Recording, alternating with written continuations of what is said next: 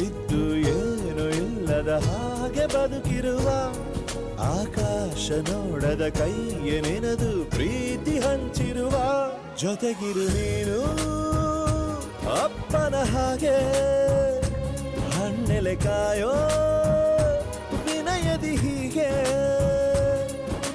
ನಿನ್ನನು ಪಡೆದ ನಾವು ಪುನೀತ ಬಾಳು ನಗು ನಗುತ್ತಾ ಬೊಂಬೆ ಹೇಳುತ್ತೈತೆ ಮತ್ತೆ ಹೇಳುತ್ತೈತೆ ನೀನೇ ರಾಜಕುಮಾರ.